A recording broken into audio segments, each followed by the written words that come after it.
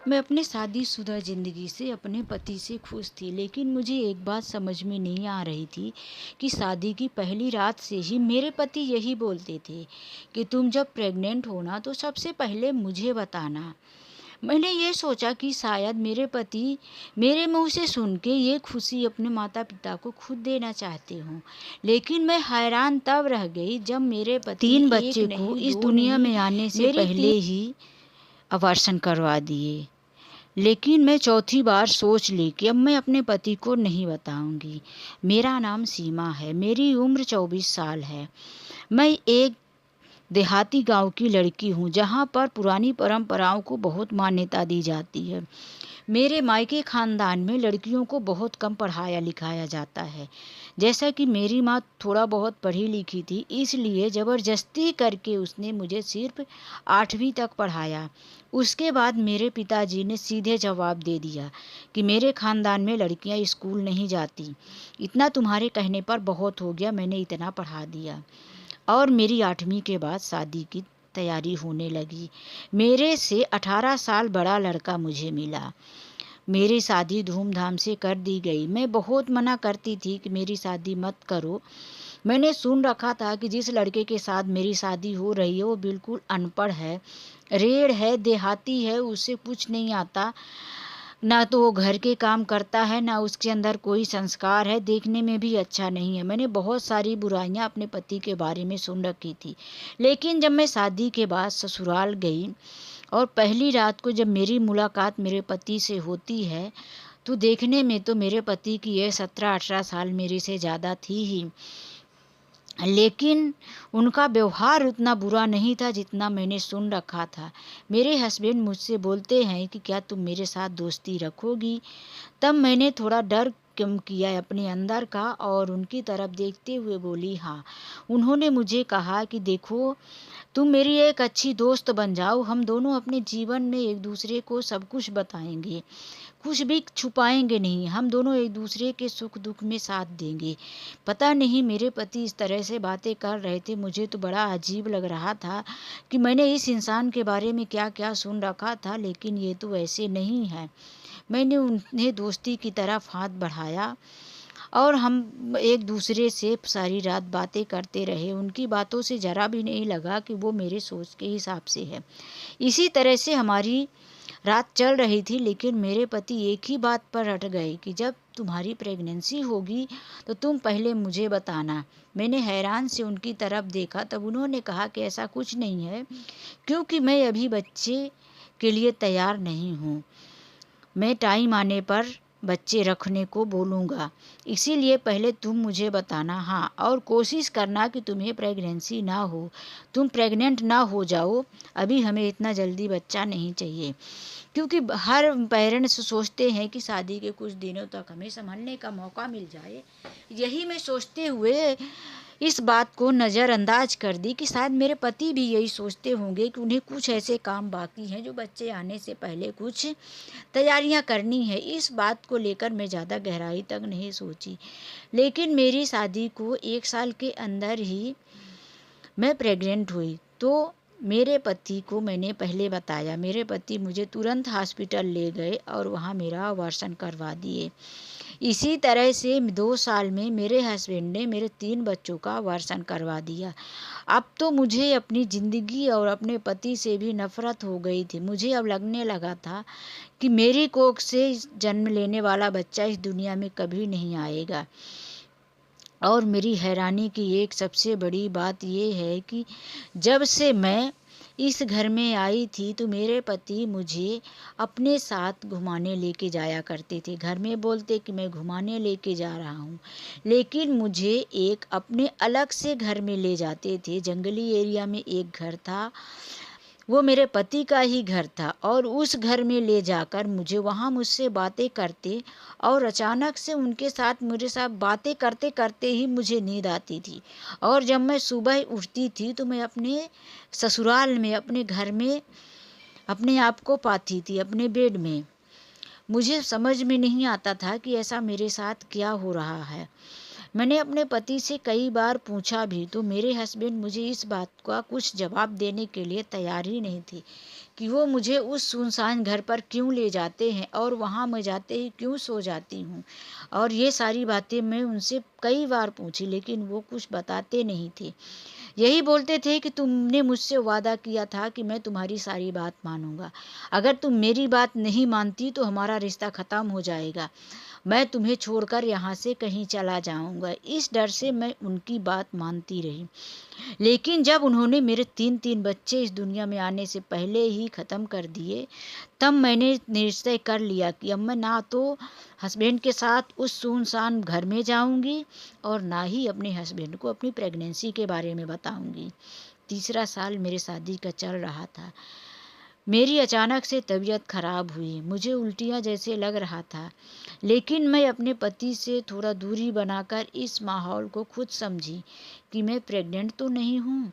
मुझे तब पता चला कि हाँ, मैं तो प्रेग्नेंट हूँ, लेकिन मैं इस बार अपने पति से कोई बात नहीं बताई। मेरी सास भी मेरे साथ अब बहुत अलग तरह से व्यवहार करने लगी थी। मेरी सास को लगता था कि मैं एक अच्छी बहू नहीं हूँ। इसी दौरान मेरी सास ने एक घर में नौकरानी रख दिया। सबसे अजीब बात ये थी कि वो नौकरानी पूरा नकाब में रहती थी। ऐसा कपड़ा पहन के रखती थी कि उसका पूरा शरीर ढका हुआ था। उसके शरीर में मानो तो सिर्फ उसकी आंखें दिखती थी और वो कुछ बोलती भी नहीं थी। मैं हैरान थी कि वो बोल क्यों नहीं रही है। मुझे लगता था कि वो गूंगी, लेकिन मैंने एक बार अपने ससुर से उसको बातें करते हुए सुना। मैं अपने तबीयत को लेकर परेशान थी। मुझे पता चल गया था कि मैं प्रेग्नेंट हूँ। फिर भी मैं ठंडी हवा के लिए बाहर निकली थी। शाम का टाइम था। तभी मैंने देखा कि रात हो गई है और वो नौकरानी मेरे ससुर के साथ रात को उनके कमरे में जा रही। मैं पीछे पीछे ससुर और नौकरानी के पीछे आई। मैंने देखा दोनों एक कमरे में गए।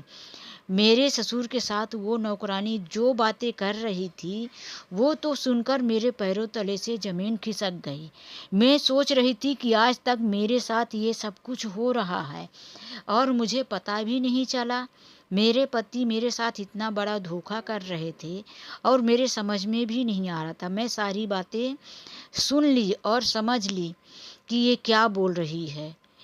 इसके बाद जब मेरी सास वहाँ आ जाती हैं और मुझे दरवाजे पे कान लगाए देखकर बड़े गुस्से में होती हैं और वो मुझे झटकते हुए बोलती हैं कि क्या सुन रही हैं। तब मैं अपनी सास को कहती हूँ कि घर के अंदर कुछ हो रहा है मम्मी, आप भी तो देखिए। मेरी सास दरवाज़ा खोलती हैं और उस नौकरानी और ससुर को घर के अंदर देखकर उनको भी सदमा लगता है कि ये क्या हो रहा है। मेरे पति इस उम्र में इस नौकरानी के साथ क्या गुल खिला रहे हैं।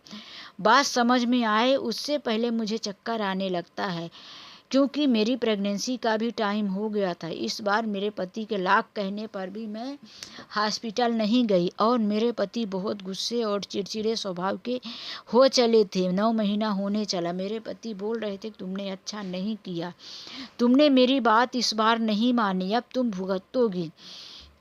लेकिन मैंने अंजाम को नहीं देखा कि मेरे साथ क्या होगा। मैं सिर्फ ये सोच रही थी कि इस बार मुझे माँ बनना है, मेरा बच्चा इस दुनिया में आएगा। जैसे ही मैं बेहोश हो गई, मेरी सास ने मुझे उठाया और पता नहीं कब वो लोग मुझे हॉस्पिटल लेकर गए। मेरा होश आया तो मैं हॉस्पिटल में थी। मुझे बहुत दर्द हो रहा था। मेरी प्रेगनेंसी का टाइम बिल्कुल नज़दीक आ चुका था। कुछ ही टाइमों के बाद मैंने एक बेटे को जन्म दिया। उसके बाद मुझसे कहा गया कि मेरा बेटा अंधा, बहरा और गूंगा है। इस दुनिया में आया तो है, लेकिन वो इस दुनिया में हमेशा एक बोझ बन के जिएगा। इस तरह से मुझे एक नर्स ने आकर कहा। तभी मेरे पति मेरे पास आकर रोने लगे, गिड़गिड़ाने लगे और कहने लगे कि मैंने इसीलिए तुम्हें कहा था कि तुम बच्चा पैदा मत करो, तुम मेरी नहीं मानी। हे भगवान, मेरे किए की सज़ा मेरे पत्नी और मेरे बच्चे को आपने क्यों दे दी? क्यों मेरे साथ ऐसा हुआ? तब मेरी सास कहने लगी कि जो तूने किया उसकी सज़ा तो बहू को मिली, क्यों मिली? तुमने ऐसा क्यों किया? दरअसल बात ये थी कि मेरे पति कुछ दिनों पहले, जब मेरी शादी नहीं हुई थी, उससे 2-3 साल पहले मेरे पति कहीं चले गए थे घूमने के लिए, किसी पहाड़ी जंगली एरिया में अपने दोस्तों के साथ। उनका कहना है कि मैं शिमला गया था। वहाँ की वादियों में उन्हें एक बहुत ही खूबसूरत लड़की से मुलाकात हुई, जो लड़की उनके ही हॉस्टल में कुछ काम करती थी, खाना बनाती थी, उसी हॉस्टल की देख रेख करती थी। लड़की बहुत खूबसूरत थी, कुंवारी थी। मेरे पति का उस लड़की पर दिल आ गया था, लेकिन मेरे यहाँ जो रीति रिवाज थी कि अपने ही समाज के लड़की के साथ शादी होनी चाहिए, इस रीति रिवाज को भुलाकर मेरे पति उस लड़की के साथ शादी कर लेते हैं और वहाँ पर 2-3 महीने छुट्टियाँ बिताते हैं। 3 महीने छुट्टियाँ बिताने के बाद वो वापिस अपने घर आ जाते हैं। ये बात अपनी माता पिता को वो नहीं बताते, सिर्फ उनके साथ गए हुए दोस्तों को पता रहती है। उधर वहाँ वो 3 सालों तक नहीं जाती, यहाँ तक कि वो पहाड़ी लड़की एक बच्चे की माँ भी बन जाती है। और वहाँ डॉक्टरों में कहना था कि उस बच्चे के दिल में सुराख था, जिसके ऑपरेशन के लिए बहुत ज़्यादा पैसों की ज़रूरत थी। वो लड़की वहाँ से अपना जो पहाड़ी इलाका है शिमला से शहर आ जाती है। उसे सिर्फ इतना पता था कि ये किस शहर का लड़का था। वो उसी शहर में आ जाती है, लेकिन वो मेरे पति को ढूंढते ढूंढते भी नहीं ढूंढ पाती। इधर 3 सालों के बीच में मेरे पति की शादी मेरे घर वाले कर देते हैं मेरे साथ। मेरे साथ शादी होने के बाद मेरे पति मुझे चाहते हैं कि मैं बच्चा पैदा ना करूं, क्योंकि वो उस पहाड़ी औरत के साथ जो करके आए थे, उसके बारे में पता नहीं उनके दिल में क्या था।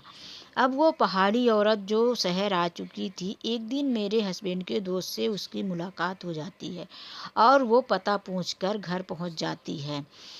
इसी दौरान मेरे पति उससे झूठ बोल देते हैं कि मैं इस लड़की को बिल्कुल नहीं जानता, ये मुझे वहाँ मिली ज़रूर थी, लेकिन ना मैंने इससे शादी किया था, ना मेरा और इसका कोई रिश्ता है।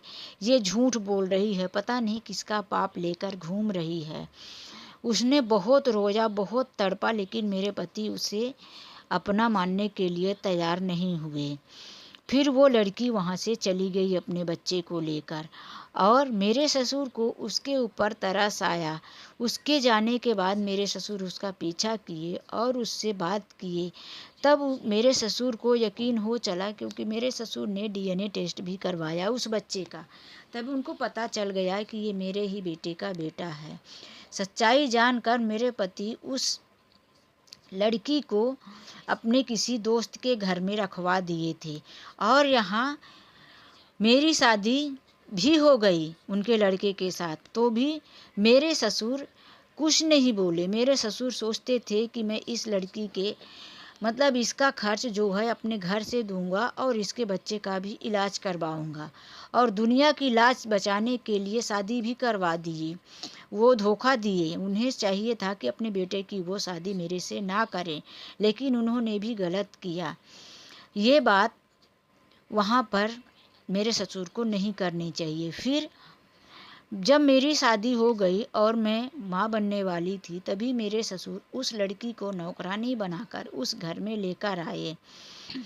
और उस दिन जब मेरे ससुर उसको अपने कमरे में ले जाकर बातें कर रहे थे, तो वो मेरे ससुर से यही बातें कर रही थी कि आखिर अब दूसरा बच्चा भी आने वाला है पिताजी, तो अब इस घर में मुझे कोई अधिकार नहीं मिलेगा, क्योंकि आपके दूसरे बहू की भी संतान आने वाली है, तो अब मुझे इस घर में कोई जगह नहीं मिलेगी।